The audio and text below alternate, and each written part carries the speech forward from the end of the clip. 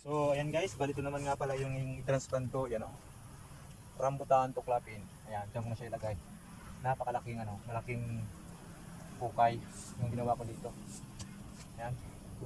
So, lagyan natin to. So, medyo malalim Ayan. Ayan, na yan. Tanggal natin yung plastic. Pero bago yan, lagyan natin ng lupa. Parang mabiyak Ayan. So, medyo lang tanggal niya lambot. Ayan. Kaya naman pala So, dapat tayong tayo. Ayan. Up, kulang pa. Ayan. Ayan.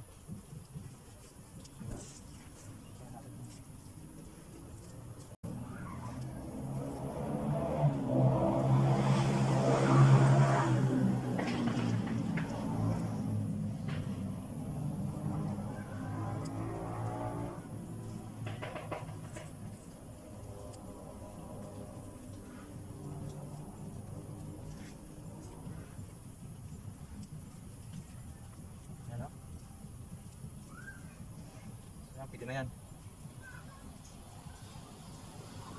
Ayan, so pwede na yan. Lagyan natin ng fertilizer. Ayan. So palikot lang. Ayan natin.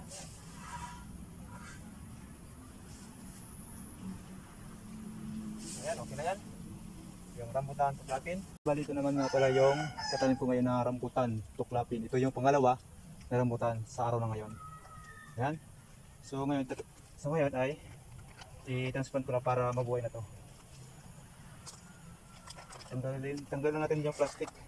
Parati. So ito, napansin ko dito sa mga rambutan ay matibay yung pagka nito, pagkaugat. So hindi siya madali mabiyak. Kahit hawakan mo dito, hindi siya mabiyak compare dun sa isa. Mabilis, madali mabiyak. So ito, hindi kahit na hinawakan ko pa siya hindi siya nabiyak agad-agad. Ayan. So yung pangalawang rambutan na tuklapin. I-transplant natin. Ayan. So lagyan natin ng lupa. Dapat tayong tayo dapat. Ayan.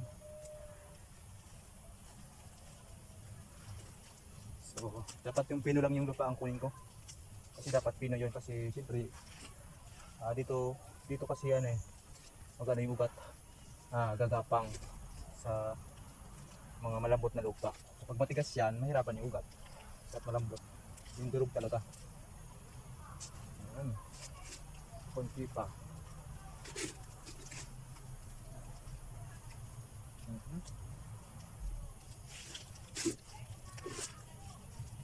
Ayan. So okay na yan. Konti lang lagyan natin. Ayan, okay na yan. So lagyan natin ng pataba.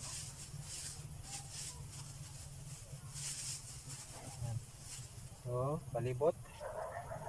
Ayan. Ayan. So, okay na yan. Ito na yung pangalawa. So, last na lang yan. Ayan, na yan.